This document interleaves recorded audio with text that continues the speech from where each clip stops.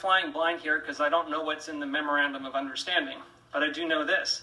They discussed it yesterday at a closed session where it was all that was listed on the agenda was to discuss pending litigation.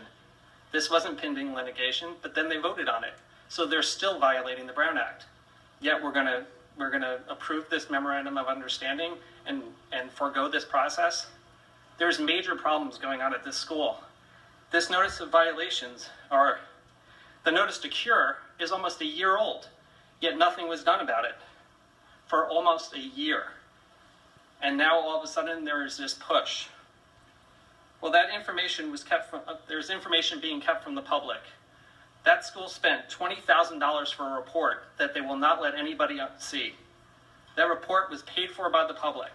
But yet, even though on June 22nd, the board voted, and this is according to the minutes, unanimously to approve a motion contracting with Oracle to investigate issues on LAUSD's notice to cure and the credit card statements, they now say the public can't see it because the lawyers say they contracted with it, with the research firm. Well, that's not what the minutes say. Again, another violation of the Brown Act.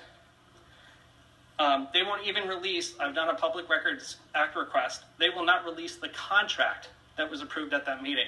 Another violation. There's also a lot of intimidation of parents, teachers, and community members going on at that school. As an example, I have received a report that a male teacher was threatened by a group of parents in the teacher's parking lot after a governing board meeting. Because this teacher had dared to go against the principal, a parent told him that she would have her teenage daughter file a claim against him. One of these same parents in this group posted on my Facebook page, "As you know, the common factor between Carl and a few of these teachers are young girls. Maybe anyone following these people should be made aware of their dirty laundry, or shall we save it?" If her post had anything to do with student safety, why would she save it? It was all about intimidation and trying to silence people who were speaking up against this administration. The board has a role in this fiasco. You held a hearing on charter renewal on November 10th, 2015. This notice to cure was issued on October 28th, but it was not even discussed during that process. What you did discuss was over-enrollment at the school. Monica Ratliff asked Jose Cole Gutierrez why they had gone over.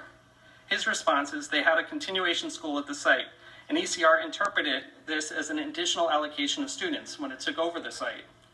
Monica Garcia then added, "In a previous board meeting, we all celebrated that a charter partner was embracing a continuation school. Problem is that El Camino only took over the physical site. If you look at the documents at the time that it was taken over, it says, earlier this year, the Leones Continuation High School program was relocated to the West Valley Occupational Center. In addition, instead of doing this, you need to look more into it. The board needs to investigate if Garcia and Cole Gutierrez purposely misled the board on this issue and direct the CSD to find out if El Camino's enrollment is currently in compliance with this charter."